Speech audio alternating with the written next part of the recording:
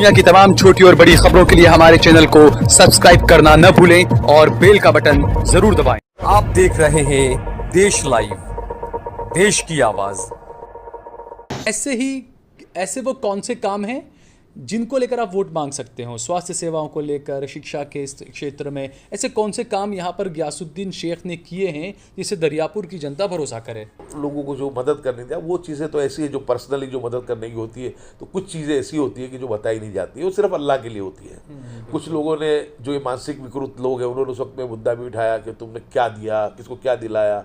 वो जवाब मैं पागल किस्म के लोगों को देना नहीं चाहता हूँ, उसका जवाब मैं कब्र में अल्लाह को देने वाला हूँ। और वो अल्हम्दुलिल्लाह उस काम को भी मैंने किया जो मेरे पर्सनल लेवल पे जो मुझे करना था, कि आज मैं ज़कात का पैसा अगर मैं दूँ और उसका भी दिखलावा करूँ, तो मेरे से नीच आदमी कौन हो सकता है? वो तो मेरी फ़र्ज़ है, वो तो मेरे माल का जो अल्लाह ने जो मुझे दी नेमत, उसका मेल है उसमें। तो जो सरकारी काम करते हैं उसको हम जरूर जतलाते हैं और जतलाना भी चाहिए। पहले आप में थे, आप में से अपक्ष में आ गए, और अब वही टोली, एक भी नया आदमी नहीं है उसमें, सिवाय एक आध कांग्रेस की कटी पतंग हो तो वो अलग बात है, लेकिन वही लोग आज मीम में है। मैं ये मानता हूँ कि मीम का अंधा किसी का विरोध करना, आवाम को बेवकूफ़ नहीं समझना चाहिए। इनके अंधे विरोध की वजह से MIM के भविष्य पे प्रश्नार्थ लग गया है। आपके मत विस्तार में भी कुछ इस तरीके का विरोध जो है वो कहीं ना कहीं देखने मिलता है। कुछ लोग विरोध के लिए भी खड़े हो जाते हैं कि काम नहीं किया, ये नहीं किया, वो नहीं किया। देखो, अकल के अंधे को, आँख के अंधे को समझाया जा सकता है, अकल के अंधे को समझाया नहीं जा सकता। अब ये जो 5-10 लोग हैं जो मानसिक विकृत हैं और पिछले आज से नहीं 10 साल से सोशल मीडिया में, और सबसे गंभीर बात तो ये है कि भारतीय जनता पार्टी के जो लघुमती आगेवान हैं उनके साथ मिलकर के ये लोग ये एक अभियान प्रोपेगेंडा ये चलाते हैं। लेकिन अल्लाह का फजल है कि लोगों को एक एतबार है, मेरे पे भरोसा है। और ये 10 लोगों के अलावा आप मेरे विस्तार में आओ, ना कोई हिंदू ना कोई मुसलमान, कोई भी मेरा विरोध नहीं करे। गुजरात में किसी भी कोई भी मुस्लिम नुमाइंदा, जब तक कि उसकी इमेज सेक्युलर न हो और मुस्लिम समाज के साथ साथ वो हिंदू समाज के वोट लाने की उसकी अगर छवि नहीं है या उसकी कैपेसिटी नहीं है, तो यहाँ पर गुजरात में विधायक नहीं बन सकता। VS हॉस्पिटल का मामला हाईकोर्ट में मैंने 2 PIL करनी पड़ी। हाईकोर्ट ने 2 मरतबा इनको टकोर की कि भाई आप इसको क्यों बंद की है, इसकी तपास करो, इसको चालू करो, इससे लोगों को फ़ायदा पहुँचे। लेकिन ये लोगों ने वहाँ पर गलत बयानबाजी की। उन्होंने कहा कि हॉस्पिटल चालू, ये नहीं बताया कि हॉस्पिटल एक डिस्पेंसरी जैसी बना दी गई है, सिर्फ नाम की चालू थी। और फिर बाद में भी मैंने, जब कोरोना का मामला आया, तो आपको पता है अल्हम्दुलिल्लाह कि कोरोना के मामलों को लेकर के मैंने नामदार हाईकोर्ट से गुजरात के लोगों को बहुत फ़ायदा पहुंचाने की वहाँ से कोशिश की। उस वक्त भी मैंने कोर्ट से गुहार लगाई थी कि यहाँ पर ये VS हॉस्पिटल को चालू करो। सिविल में, प्राइवेट हॉस्पिटल में कहीं पर भी बेड अवेलेबल नहीं है, ऑक्सीजन नहीं है। Oxygen plant already VS hospital में खुद का है, पहले से, आज से नहीं। अगर VS हॉस्पिटल चालू होती तो 1500 बेड के अंदर लोगों को सारवार मिली होती और मैं मानता हूँ कि हज़ारों लोगों की जान बची होती। आप देख रहे हैं देश लाइव, देश की आवाज। गुजरात चुनाव से पहले ये बहस शुरू हो चुकी है, किसने क्या काम किया, किसने काम नहीं किया। जनता जो है वो हमेशा याद रखती है, जनता सवाल करती है और जनता का काम है सवाल करना। ऐसे में दरियापुर विधानसभा क्षेत्र के कांग्रेस के विधायक गयासुद्दीन शेख साहब हमारे साथ में मौजूद हैं। देश लाइव पर हम एक कड़ी शुरू करेंगे गुजरात विधानसभा चुनाव को लेकर। तो शुरुआत जो है हम आज गयासुद्दीन शेख साहब से कर रहे हैं उस कार्यक्रम की, कि किस तरीके से दरियापुर का उनका कार्यकाल रहा, क्या क्या काम किए, किस तरीके का विरोध होता है, क्या काम हुआ, क्या काम नहीं हुआ। हम तफसीलात से बात करेंगे गयासुद्दीन शेख साहब से। गयासु भाई, सबसे पहले बहुत बहुत शुक्रिया, आपने हमें वक्त दिया और आपका बहुत बहुत स्वागत है देश लाइव में। गयासु भाई, जिस तरीके से चुनाव आपने लड़े, 3 बार चुनाव लड़े, अच्छा बेहतरीन जीत आपने हासिल की, काम भी आपने किए, विरोध और तमाम चीज़ें चलती रही, लेकिन कुल मिलाकर ओवरऑल आप अपने इस कार्यकाल को कैसा देखते हैं चुनाव से पहले? अल्हम्दुलिल्लाह, पिछले जो 2 कार्यकाल थे उससे भी बेहतर ये तीसरा मेरा कार्यकाल रहा है। अक्सर ऐसा होता है कि जैसे जैसे विधायकी की समय मर्यादा बढ़ती जाती है, एंटी इनकम्बेंसी खड़ी होती जाती है। बिल्कुल। लेकिन मेरा, जब मैं 2007 का चुनाव लड़ा, सिर्फ मैं 928 वोट से जीता। दूसरा चुनाव 2012 में लड़ा, वो 2600 से जीता। तीसरा चुनाव 2017 में लड़ा, वो 6,600 से जीता। मार्जिन बढ़ता गया आपका? यानी हर मर्तबा अल्हम्दुलिल्लाह मार्जिन मेरा बढ़ता जाता है। यानी गुजरात में बीजेपी की सीटें कम होती गई और यासूबाई के वोट का मार्जिन बढ़ता गया जीत का। और आपको ये मैं पहले भी कह चुका हूँ कि मेरी सीट ऐसी सीट है कि जिसके ऊपर सिर्फ 40% मुस्लिम है, 60% हिंदू समाज है।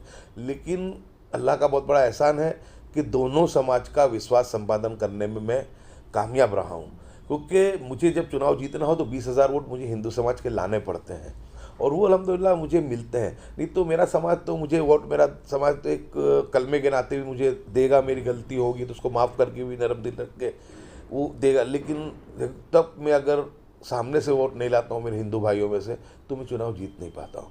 तो दोनों चीज़ को बैलेंस करना, यानी दरियापुर सीट का गणित ही ऐसा है कि यहाँ पर कोई भी उम्मीदवार हो किसी पार्टी का तो उसको यानी बराबर स्टेबल करना ही होता है। अगर खासकर अगर कोई मुसलमान उम्मीदवार है या कांग्रेस का उम्मीदवार है तो उसको तो कम से कम हिंदू वोट लेना ही पड़ेगा जीतना है तो। बिल्कुल। और मैं तो इसके साथ साल भाई ये भी कहूँगा कि यहाँ नहीं, गुजरात में चाहे जमालपुर हो, वांकानेर हो, जो हमारे जो सीट है सूरत पूर्व की हो या मक्तमपुरा की हो, और हमारा जो ये यहाँ पर दानी लिमड़ा वगैरह, दाना लिमड़ा तो है ही, वागरा सॉरी मैं जरा सा दिमाग में से मेरे निकल गया, वागरा। ये सीटें ऐसी है कि गुजरात में किसी भी कोई भी मुस्लिम नुमाइंदा जब तक कि उसकी इमेज सेक्युलर न हो और मुस्लिम समाज के साथ साथ वो हिंदू समाज के वोट लाने की उसकी अगर छवि नहीं है या उसकी कैपेसिटी नहीं है, तो यहाँ पर गुजरात में विधायक नहीं बन सकता। सिर्फ उत्तर प्रदेश, बिहार, पश्चिम बंगाल में कुछ सीटें ऐसी हैं कि जो तुम्हारे बलबूते तुम जीत सकते हो।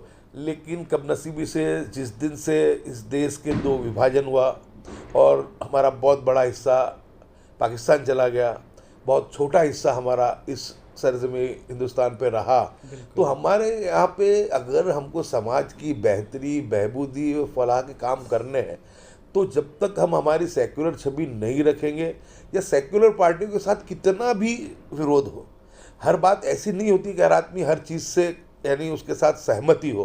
तो कांग्रेस लंबा टाइम शासन में रही है, जो काम करता है उससे गलतियाँ भी होती है, कांग्रेस की भी गलतियाँ रही है, मैं बिल्कुल उसका स्वीकार करता हूँ।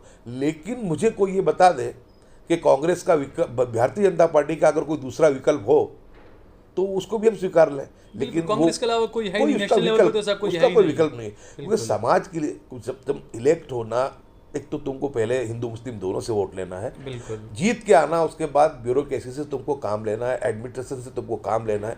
आप समझ सकते हैं। आपने तो जैसे काम लेने की जो बात आई, अक्सर मैंने देखा, क्योंकि अखबारों में भी देखा, हम खुद यहाँ रहकर भी देखा कि सबसे पहले जैसे एक मुद्दा था कि वीएस हॉस्पिटल अब एसवीपी बन गया, वहाँ पर ज़्यादातर गरीब जो तबका है, चाहे वो जुहापुरा का हो, कालूपुर, दरियापुर, शाहपुर, हर कोई वीएस में जाता था। उसमें हिंदू मुस्लिम सब जाया करते थे। एक गरीबों के लिए एक अच्छा रास्ता खुला हुआ था वहाँ पर। लेकिन डेवलपमेंट के नाम पर एसवीपी बना दिया गया, पुराना उसको बंद कर दिया गया। आपने एक लंबी लड़ाई लड़ी हाई कोर्ट्स में और हर तरह से आने जाकर आपने लड़ाई लड़ी आखिर, और वहाँ पर एक कामयाबी मिली कि दोबारा सरकार को मजबूर होकर वो चालू करना पड़ा है दोबारा हॉस्पिटल को। बिल्कुल। वीएस हॉस्पिटल वो अहमदाबाद की शान थी, पहचान थी, और गरीबों की जो थी बिल्कुल जीवादोरी के समान थी।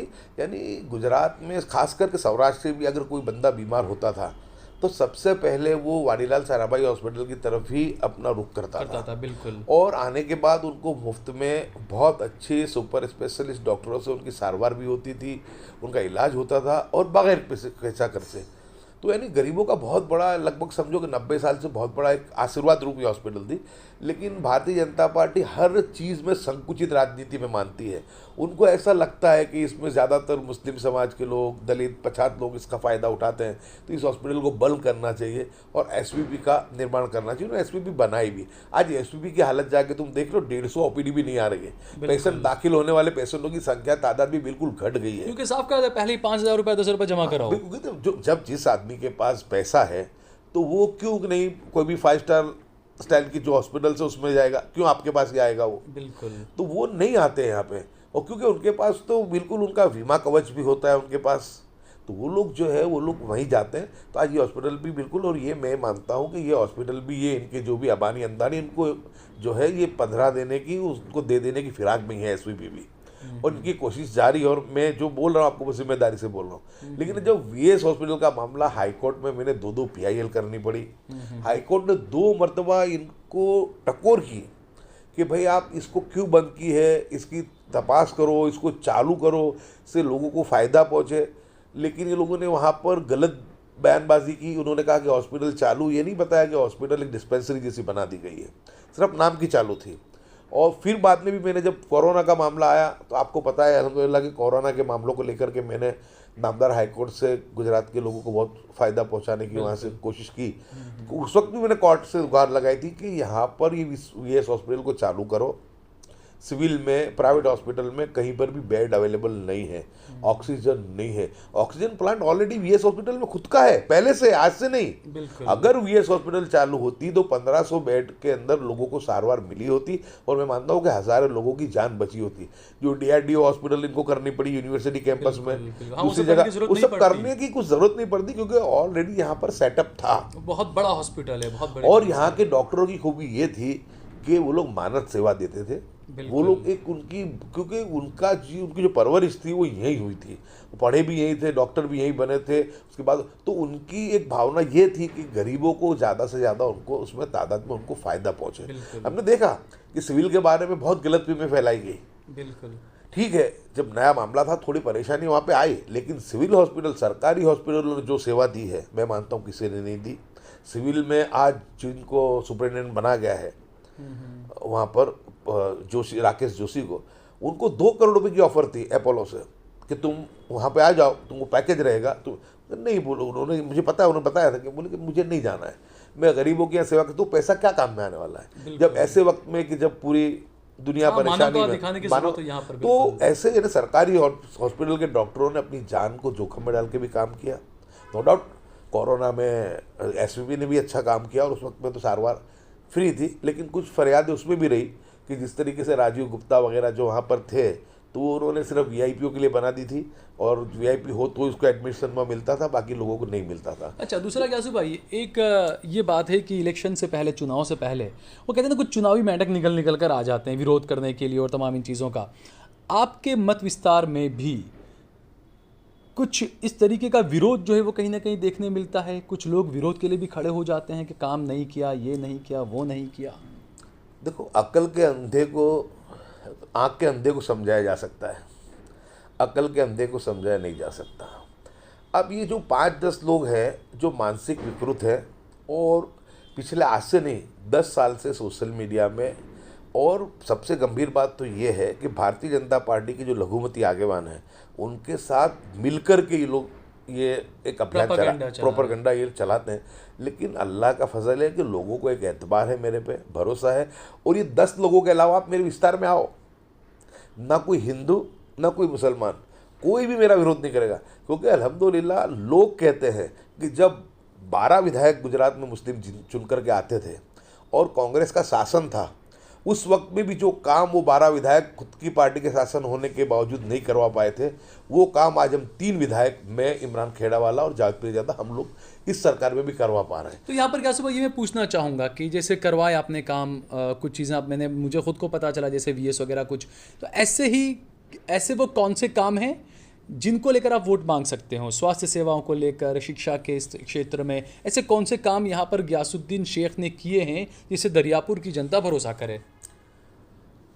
साहल भाई, जो माँ वात्सल्य योजना बनाई उसी तर्ज पे अमित शाह जी से उसकी रजूआत करके आयुष्मान, अल्हम्दुलिल्लाह उसकी भी बुनियाद गियासुद्दीन शेख ने ही डाली। आज तुम समझो कि विरोध पक्ष के धारासभ्य की बात को मानना पड़े।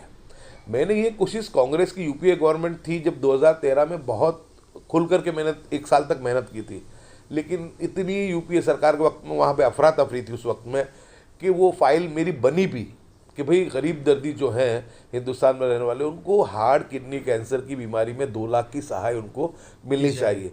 लेकिन उस वक्त में आप गवाह है, जुनैद शेख आप पूछ सकते हैं, जो जमालपुर से काउंसिल का चुनाव लड़े थे, उनको लेकर ही मैं दिल्ली में 2-3 मरतबा गया था, और अहमद पटेल साहब से मिलकर भी मैंने रजूआत की थी। अहमद पटेल साहब बहुत पॉजिटिव थे, उन्होंने इस बात में उन्होंने पूरी मदद की थी। लेकिन जिस तरीके से कुछ अंकुश छूट गया था सरकार का, और उस वक्त में ये काम नहीं हो पाया। वो काम आनंदीबेन के टाइम पे मैंने कराया, आयुष्मान बनवाया अल्हम्दुलिल्लाह। लेकिन आज भारतीय जनता पार्टी प्रधानमंत्री को टीवी पर आके कहना पड़ता है कि वात्सल्य योजना और आयुष्मान में पिछले 1 साल में 2 करोड़ लोगों को इसका फ़ायदा मिला है, 2 करोड़ लोगों को 1 साल में। यानी ये बहुत बड़ा, यानी मैं कहता हूँ कि मैं इसको चुनावी मुद्दे से नहीं देखना चाहता हूँ।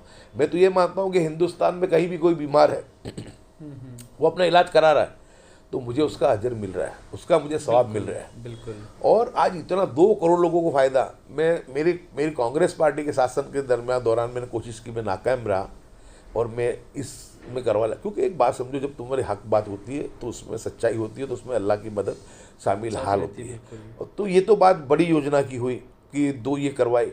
मैंने गुजरात में राइट टू फूड लागू करवाने का काम गयासुद्दीन शेख ने किया।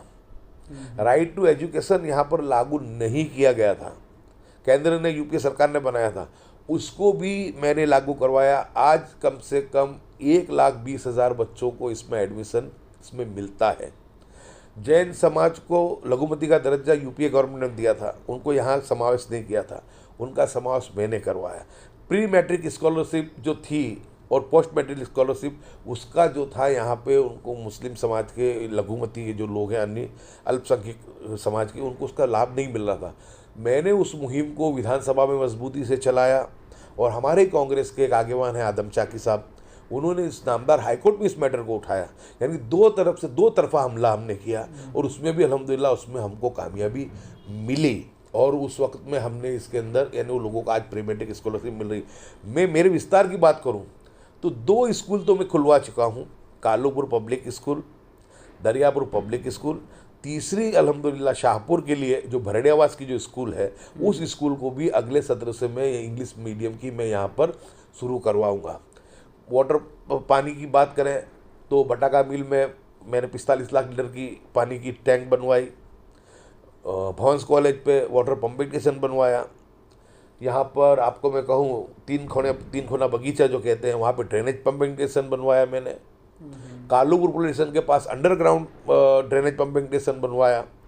विस्तार में सबसे बड़ी बनवाया। मेन परेशानियां जो है, क्योंकि अन्न की बात हो, स्वास्थ्य की बात हो, शिक्षा की बात हो, गटर पानी की बात हो, तो ये मेन चीज़ों पर आपने काफ़ी आने फोकस किया। बिल्कुल इसमें मैंने इसमें फोकस किया। सरदार बाग जो है ये बिल्कुल उज्जड़ स्थिति में था, उसको भी रेनोवेशन मैंने करवाया। 4-5 साल के पहले की बात है। लाल दरवाजे का जो स्नानागर है वो बंद पड़ा था, उसका रिनोवेशन करवा के उसको मैंने चालू करवाया। यानी मैं आपको बोलूँ, कम्युनिटी हॉल की बात करूं मैं तो मैंने लाला काका कम्युनिटी हॉल बनवाया, और भी एयर कंडीशन बनाया, मेरे शाहपुर में ही है। और मैंने दरिया खान घुम्मट के लिए भी मैंने जो गार्डन बंद पड़ा हुआ है उसके लिए मैं कोशिश मेरी चालू है कि वहाँ पर भी वहाँ पे पार्टी प्लॉट बन जाए, और इंशाल्लाह मुझे उम्मीद है कि वो मंजूर हो जाएगा। क्योंकि मेरी सबसे बड़ी परेशानी तकलीफ़ ये है कि मैं एक ही काम नहीं करा पाया हूँ जो लोगों की डिमांड के मुताबिक, कि दरियापुर में कम्युनिटी हॉल, क्योंकि कम्युनिटी हॉल बनाने के लिए कम से कम 2,500-3 हज़ार वार की जगह चाहिए, 30 मीटर का रोड चाहिए। वो तो बहुत कंजेस्टेड इलाका है, बहुत कंजेस्टेड इलाका, तो जगह नहीं है। तो मैंने आज ही मुख्यमंत्री को भी पत्र लिखा है कि भाई तुमने पश्चिम अहमदाबाद के लिए तुमने पार्टी पे रिवर फ्रंट में जो पार्टी प्लॉट बनाए हैं, उसी तर्ज पे गरीब मध्यम वर्ग के जो कोट विस्तार के लोग हैं तो उनको उसका फ़ायदा पहुँचे। तो ये नेहरू ब्रिज से लेकर के शाहपुर ब्रिज, यानी पूर्व विस्तार में, यानी जहाँ पे हम बैठे हुए खानपुर के करीब, इस बेल्ट में कहीं पर भी एक पार्टी प्लॉट बनना चाहिए। बिल्कुल। तो वो कोशिश भी की, सिर्फ नाकामी रही तो एक ही रही है कि यानी वो नाकामी भी नहीं कह सकते उसको कि वो जगह नहीं है, बार बार ऑप्शन नहीं है। और जो लोग ये बार बार कुछ कहने के लिए उनके पास मुद्दा नहीं है, तो बार बार वो दरियापुर में कम्युनिटी हॉल मैं आपके माध्यम से कहना चाहता हूँ, मुझे 2,500-3 हज़ार वार जगह कॉरपोरेशन की मालिकी की बना दो।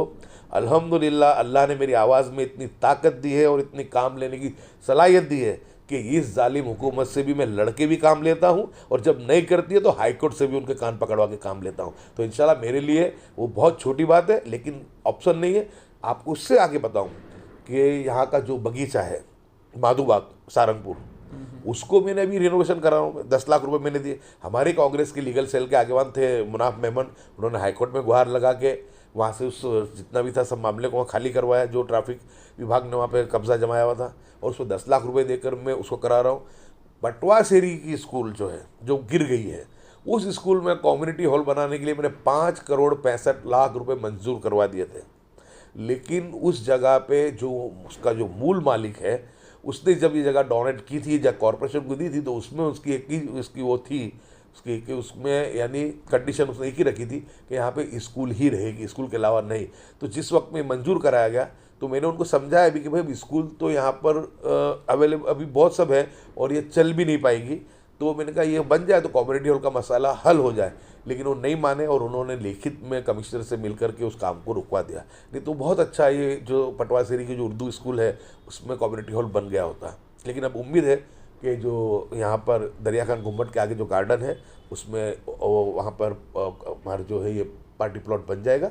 और मेरी डिमांड यहाँ के लिए भी है कि इस जगह पे एक रिवर फ्रंट पे पूर्व विभाग में कम पैसों में गरीब मध्यम वर्ग के जो यहाँ पे रहने वाले लोग हैं उनके लिए पार्टी प्लॉट बन जाए। यानी हर क्षेत्र में, यानी वाहिद एक विधानसभा का ये अल्लाह का एहसान है कि विधानसभा में बोलता भी हूँ, डंके की चोट पर लड़ता भी हूँ। हाँ, मैंने अक्सर देखा आपसे दरियापुर की बात नहीं करते हैं, आप पूरे गुजरात की बात करते हैं। यानी विधानसभा में बोलना, लड़ना, पार्टी में भी जब चुनाव करीब आता है विधानसभा का, उस वक्त में जब मैनिफेस्टो बनता है उस वक्त में भी मुस्लिम समाज की फलाह बहबूदी के मुद्दे में उसमें लिखवाता हूँ।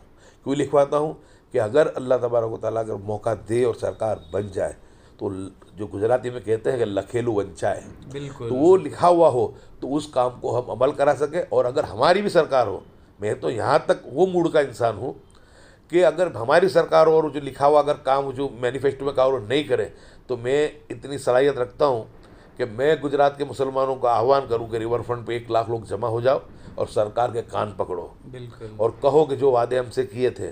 क्योंकि एक मुस्लिम समाज ही ऐसा है कि जो इतनी परेशानियाँ भुगतने के बाद, इतने हर तरीके से उसको देखो तो सताया गया, उसके बावजूद भी हमेशा मजबूती के साथ जो कोई समाज रहा है, कांग्रेस तो कांग्रेस के साथ मुसलमान समाज रहा है। हर जगह हाँ, पर, बिल्कुल। तो मैं तो ये कहूँगा कि कांग्रेस के लोगों को मुस्लिम समाज जो वोट देता है उसका मुआवजा दिलाना चाहिए, और उसका मुआवजा दिलाने के लिए बेहतर मुआवजा जब भी तुम दिला पाते हो कि जब तुम सरकार में हो। अभी तो तुमको लड़के, लेकिन अल्हम्दुलिल्लाह जिस आपने देखा कोरोना में 50% बेड पूरे गुजरात में लोगों को फ्री दिलवाए, मैंने पूरे गुजरात के लोगों को अनाज दिलवाया। यानी मामला ऐसा था कि सरकार की तरफ से 3 लोग, सिर्फ प्रदीप सिंह जाडेजा, नितिन पटेल जी और विजय रूपानी जी, जो कि वो तो आइसोलेटेड रूम में थे, मैं फील्ड के अंदर में था। और बाद में जब इमरान भाई का मामला सुलट गया, उनको कोरोना हुआ था, तो आज 2 मैदान में थे, इसके अलावा कोई मैदान में नहीं था। हमने हमारी, और आज मैं बहुत खुशी के साथ कहना चाहता हूँ कि जब राहुल गांधी जी से मैं मिला तो उन्होंने उस वक्त में मुझे मुबारकबाद दी कि तुम रियल कोरोना वॉरियर हो। और उस वक्त में हमको कोई अवार्ड लेने के लिए हमारा काम नहीं था, हमको ये था कि अल्लाह की मखलूक में सब आ गए, हमारे हिंदू भाई, मुस्लिम भाई, तमाम जो है वो अल्लाह की मखलूक इतनी जिसको कहेंगे कि इतनी बेहाल, इतनी मजबूर और इतनी परेशान मैंने कभी नहीं देखी थी। तो ऐसे वक्त में मेरी जिम्मेदारी थी कि मुझे मौत ज़िंदगी की परवाह करे बगैर लोगों के बीच खड़े रहना चाहिए। और अल्हम्दुलिल्लाह उस वक्त में भी काम किया, और जो लोगों को जो मदद करनी थी, वो चीज़ें तो ऐसी है जो पर्सनली जो मदद करने की होती है, तो कुछ चीज़ें ऐसी होती है कि जो बताई नहीं जाती है, वो सिर्फ अल्लाह के लिए होती है। कुछ लोगों ने, जो ये मानसिक विकृत लोग हैं, उन्होंने उस वक्त में मुद्दा भी उठाया कि तुमने क्या दिया, किसको क्या दिलाया।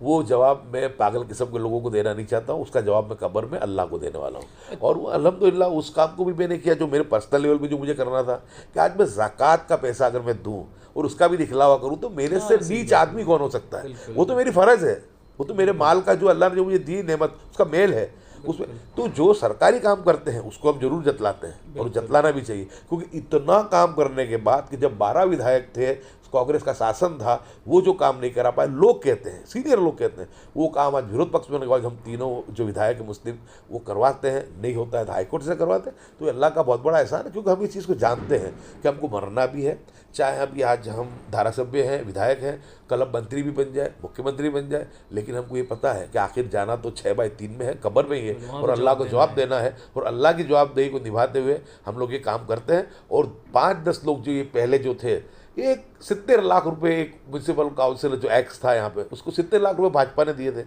और ये जो टोली जो सोशल मीडिया मुझे बदनाम कर रही है, ये उसके साथ जुड़े हुए थे। पहले आप में थे, आप में से अपक्ष में आ गए, और अब वही टोली, एक भी नया आदमी नहीं है उसमें, सिवाय एक आध कांग्रेस की कटी पतंग हो तो वो अलग बात है, लेकिन वही लोग आज मीम में है।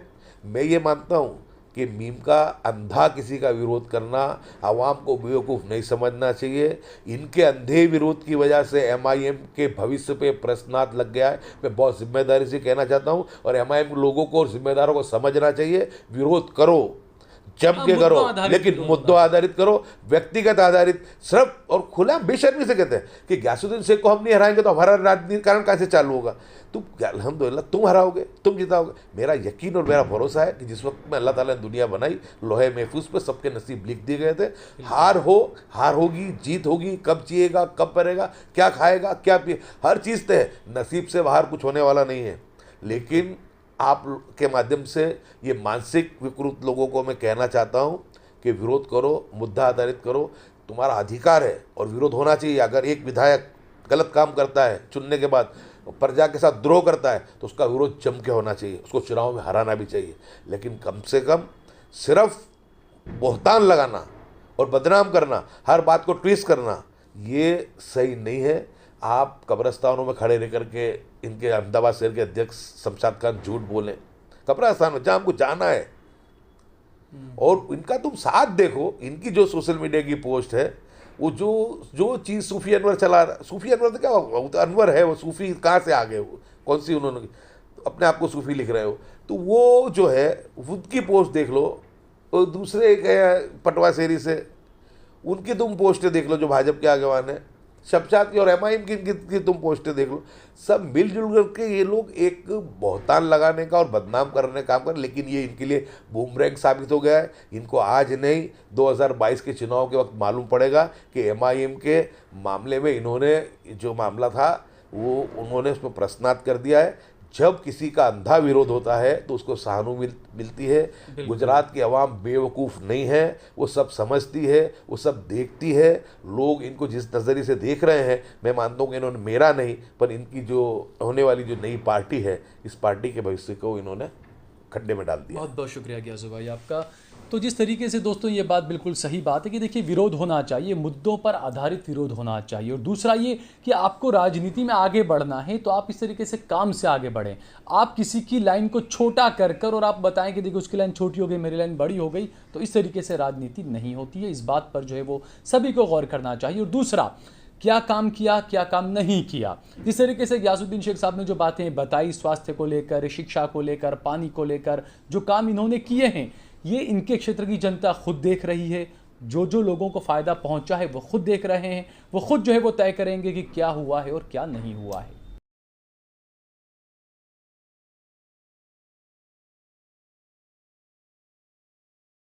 आप देख रहे हैं देश लाइव, देश की आवाज़।